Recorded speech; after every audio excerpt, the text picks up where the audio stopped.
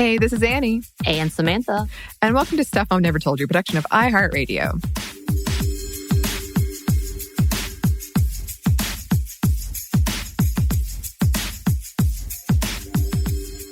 So before we get into this one, a quick trigger warning. Brief mentions of deaths around COVID, sexual assault, racial trauma, eating disorders, and suicide, because we are talking about PTSD. June is PTSD Awareness Month. Yeah, so we thought we'd talk about what PTSD looks like, especially during what is a very trying and traumatic time right now. If you already deal with PTSD, it's a very triggering time. COVID itself is traumatic, and then pandemic and quarantine, and then the racial trauma the Black community continues to face is particularly raw right now. And I know I've seen many posts, especially from Black women, talking about being very fatigued and trauma fatigued. And I can completely 110,000% understand. And also domestic abuse has gone up, and suicide hotlines are being saturated at this point in time.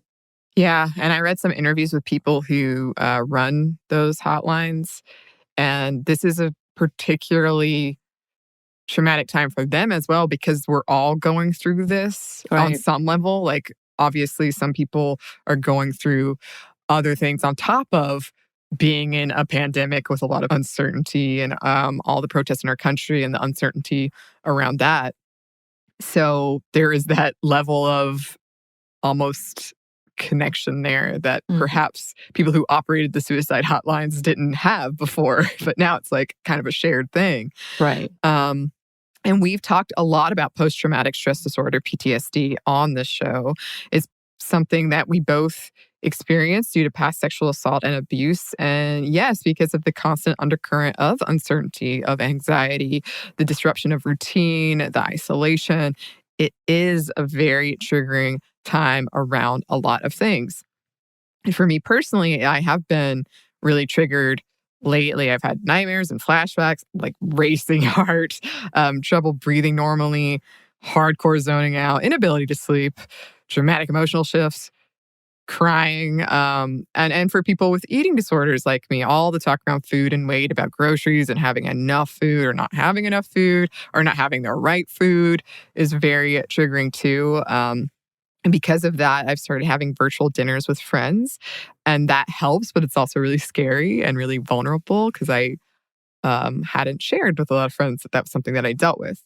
So that was really? Yeah. Wow. And I finally reached the point where I was frightened and I had to tell people.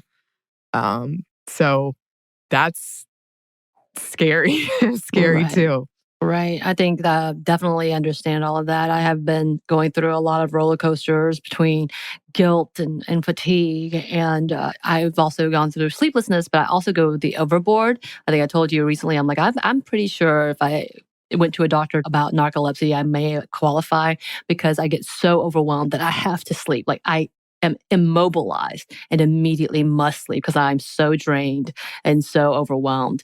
And that also goes into, I have also done the emotional shifts and crying and zoning out and just trying to take my mind off things, but also the guilt of knowing I am privileged to be able to take my mind off things. And that should not be the case for me right now. I've had this new overwhelming feeling, I guess is the best way to put it, with the fact that I've been raised by a white family and the whole level of what it looks like to be a woman of color in Atlanta in these times, when talking about loyalty and gratefulness and the line between what I was taught growing up to what I know is right and wrong, and to what I've always known was right and wrong, and always feeling conflicted and always feeling like an outsider, to being on the outside on every course, including within the Asian community. I feel like I'm an outsider. Within the white community, I'm an outsider. Within these movements and protests, I'm definitely an outsider.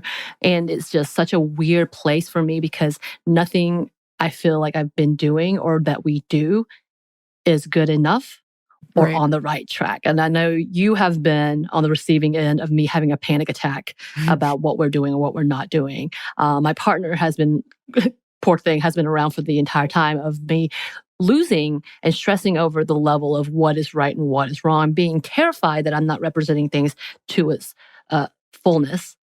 and Mhm. to its honesty and to its truth, as well as acknowledging the fact that there's this feeling of betrayal that I cannot let go of, even though it's not completely true. There's this whole underlying thing that has triggered and openly uh, opened up these wounds from my past Mhm. of things that I try to hide away from, or tried things that I played away from, or even believe that I was doing the right thing Mhm. because I just needed to be a part of something or at least be invisible. And that's no longer something that we can afford, to just go under the radar and to be invisible and to be quiet. Yeah. So yeah, it's definitely been a hard time. And speaking for medical professionals failing daily exposure to COVID, I cannot imagine seeing all the articles that they seeing all the articles and first person accounts from these medical fields about the fact that they're seeing more illness, more death, and sometimes being asked to facilitate final conversations between loved ones. Seeing the refrigerated truck of bodies, not having the protective gear they need, having to actually be a part of counter protests Yeah. to those who felt like these quarantines were infringing on their rights to get a haircut. And I know Mhm. that's a generalization, but the fact that they had to be, not only are they on the front lines for this, but they have to fight to have people to be healthy, to ask Mhm. them to be healthy. This is a particularly traumatizing time for them. There's also something called moral injury, not being able to abide by deeply held beliefs, like not having enough ventilators for patients, or perhaps even not being able to protest when you're unable to for whatever reasons. And that is definitely something that has come into our conversations with you and I, talking about whether we should go to these protests, what protests to go to, Right. feeling guilty if we're not there. But it's also a traumatic time for those who contract the virus and experience social isolation and fear for their life when they're admitted to the hospital. The fight or flight response is triggered, and some patients receive an injection of adrenaline, which ripples out to those that care about them. The self quarantine that medical professionals and people recovering from the virus that separates from families and friends only increases the risk of developing PTSD or making symptoms worse. Yeah, and I have lost family members during this, and the choices you have to make of being there or not, around the funeral are really, really brutal, and it's awful not being able to say goodbye, and like I said in a recent episode, I've seen it in my mom. She has a PTSD now around people dying suddenly because of everything that's happened and all the people she's lost in less than a year. When I told her I'd been to the protest, she started crying, and not because she was upset that I went. She said she was proud, but she was so scared for me. She was afraid that I was going to get it and die. Right. And that's definitely a part of the conversation that my parents and I don't have.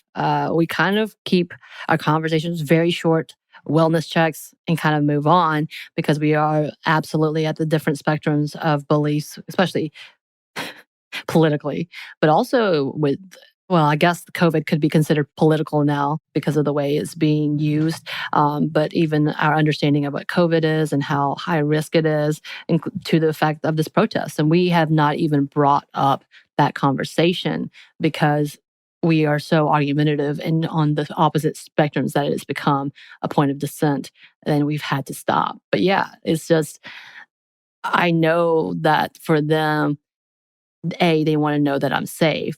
B, they don't understand what I'm doing and why I'm doing it. But even like my partner, he gets a daily call now asking, because he's been to a few protests too. They're like, "Are you there now? Are you okay? Are you safe?" To make sure that he's not getting hurt as Mhm. well. Yeah. Um, and of note, experts have said that social media may make all of this worse. They think that's one way it sets it apart from previous pandemics and protests. And oh my gosh, I noticed such a huge difference when I stepped away from social media for a bit. So I know we advise this in almost every other episode, but if you need to take time limits, do your mental health checks, do these things to take care of yourself. Because if you get to the point where you're just so overwhelmed you can't do anything, you're not helping anyone. Right. It has definitely become a disruptive part of my life where I have always had issues staying off the phone. And I say that always as in when we've gotten Right? the interwebs in our hands. Hmm. But especially because of everything that's going on, I get the variety of my news from things like Twitter and Right. columns and articles, because I hate listening to the things that infect my brain. Like, so news is awful to me. And anytime I hear the president speak, I get physically nauseous and I get angry and I have to leave the room. I just cannot hear these things. So reading it, at least I can, control a little bit of what I'm having to read and how far I have to read and what, all of that, control that part. But because of that, I have a hard time putting that down because I'm afraid that I'm going to miss information. I'm afraid I'm going to miss an event. I'm afraid that things are slipping under the radar and therefore cannot let go of social media, cannot stop. But I have had to go to the point that I actually physically turn off my phone for a couple of hours at a time. And I say a couple of hours because that's all I can do away from it. And it's been a whole kind of whirlwind just seeing how much I depend on what is being written in social media or the columns or the articles that I want to read. And the fact that because of things moving so quickly, so fast, and so many things happening, that if I do step away from it for a little while, that I'll miss something big. Yeah, I've definitely seen that too. And I think it is compounded by the fact that we're all inside, right? Like, so we're sort of in this nervous, anxious state where we feel like we can't control anything and the news is just constant.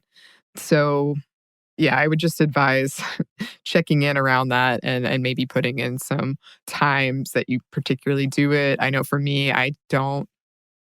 And this is also in my pursuit of one day sleeping well for an hour before I go to bed. I usually try not to be on anything electronic. I don't always succeed, but usually. Right. That's way better than I do. I've been doing that for years. And people are like, we know you're awake. Why didn't you answer my text? I'm like, I'm trying to sleep, though. I'm trying so hard. Yeah, I have learned that most likely you have turned it off, which I really am proud of you because I wish I had that fortitude. Well, when you reach the levels of like not sleeping I do, I bet you would That's try fair. it. We need between the two of us, we have the perfect sleeping habit then. Yes. Again, we're like a transformer. Some doctors have written about how some people with PTSD or CPTSD, which is complex PTSD, or OCD or something similar might actually do relatively well during this time. Some people, not everybody, depending on their coping mechanisms and how your symptoms manifest. Because, like, for instance, if you're untrusting, hey, that works perfectly for social distancing. The work of managing your symptoms is often now a valuable resource for friends and family who didn't have to deal with PTSD before or having this sort of constant anxiety. People who previously didn't understand PTSD can now understand it better. Now that they do have their own feelings around lack of control and panic and fear and emotion regulation. So I have seen articles from some people who have PTSD or something like that saying, I almost feel like a superhero now because everyone's reaching out and I have all these coping mechanisms and tips that I can share. So there is that aspect of it. Yes. Experts predict, surprise, surprise, a huge wave of PTSD in the wake of COVID-19. They are urging that services and funding like mental health screenings be made available for healthcare workers in the front line, hotlines, and expanded access to telehealth services. And I've even seen, especially with the things that are happening in the Black community and the continued trauma that they're having to witness, whether it's videos, whether it's from the protests, whether it's, all of that. Whether it's just the bigger news coverage, which, because we all know it's been happening. This has been happening. So we can go ahead and say that. But now it's being amplified 10 times more, 20 times more for the rest of the community, the rest of the country, the rest of the world to see, but which packs on even more PTSD for that community. And I will say right now, the bigger question and the arguments coming for specifically for Black women and children and the impact this is causing on them as well. And I have seen funds coming together to provide more access and more mental health care, which I'd love to see, but still not enough because we can also, again, talk about disparagement in healthcare and mental health services for the Black community, for Black women, for Black children, and all of that, and how it is not afforded to them, and why this is an atrocity in our community, in our country, in our healthcare, in our society that only holds up in regards to white people almost even the Asian community more so than the other women of color. And that's obnoxious and unjustifiable and absurd. Off my Agreed. soapbox, sorry. Agreed. And a study out of Wuhan, China, recently conducted found that 700 recovering COVID patients surveyed, out of them, 96% of them had symptoms of PTSD. So this is a very founded concern. Another found that 25% of patients that undergo the traumatic experience of being on a ventilator develop PTSD. It also found that for patients that left the ICU with depression, they had a 47% higher risk of dying within 2 years as opposed to those that left without depression.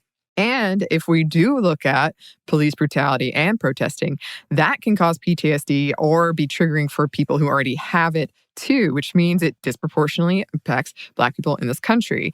Seeing those images and videos of police brutality can be incredibly traumatizing, even if you personally haven't experienced it, which is called vicarious victimization. Yes, always think about that before you post. Not saying don't post things, but think about how to label it, to warn people, get permission, things like that. And watching these videos can have physical effects due to the release of the stress hormone cortisol, which can make you feel wiped out, that your heart is racing, that you can't quite catch your breath. Actually, a recent study suggests that nearly 2 million of the protesters in Hong Kong have developed PTSD, and that's almost 1/3 of the population. Also, triggering for those that have experienced domestic violence, and we already know those numbers have gone up, but a question is how often is it being reported, especially if you look at the Black community and whether or not they have the ability to contact or get help and who they're calling. As obviously, the police are not trusted right now. Right.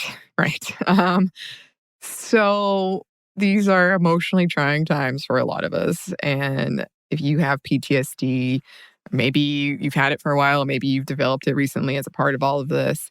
Um, it can be particularly isolating and frightening. So some things I've been doing, yoga, meditation, virtual hangouts. And I have been trying to be open with what I'm going through and what I'm concerned with. Even if I just say like, look, this is what I'm worried about. This is what I'm dealing with. I don't really want to talk about it, but I want you to be aware that it's happening. And that's why I feel like I need to have at least a set hangout, however many times a week or whatever.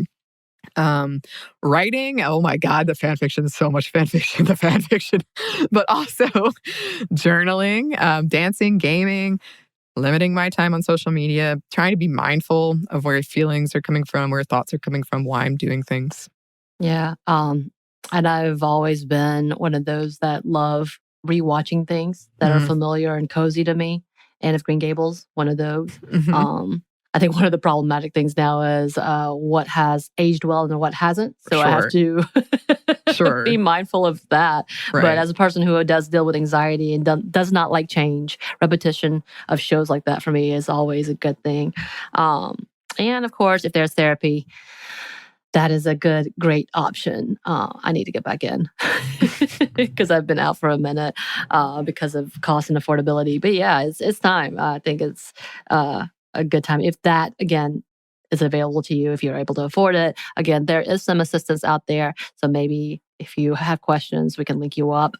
If not, there are a lot of resources online, including apps. Again, this is very limited to people who have accessibility. And that's a whole other conversation that makes me angry and I want to go on a rant on, but I will stop.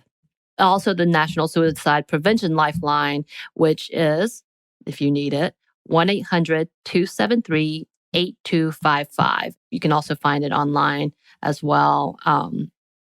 It is something to know. And I think I just tweeted the other day, and I'll retweet it on our social media. There was one specifically for the trans community because it is really important right now as the trans community is under attack by the US government in itself, and oftentimes even just people. Yeah. You, J.K. Rowling. Definitely look those resources up when you're like feeling in a good place and go ahead and put them in your phone. I've called it before. And I'm so glad I had it in my phone already. So yeah, please take care of yourselves. We're thinking of you. We love you. If you need to reach out to us for whatever reason, we're happy to provide whatever relief or silly jokes in my case, or Star Wars facts, so many. that we can. You can email us at stuffmediamomstuff@iheartmedia.com. You can find us on Instagram at Stuff Mom Never Told You or on Twitter at MomStuffPodcast. Thanks as always to our super producers, JJ Posway and Andrew Howard. Thanks, y'all. And thanks to you for listening. Stuff Mom Never Told You, production of iHeartRadio. For more podcasts from iHeartRadio, visit the iHeartRadio app, Apple Podcasts, or wherever you listen to your favorite shows.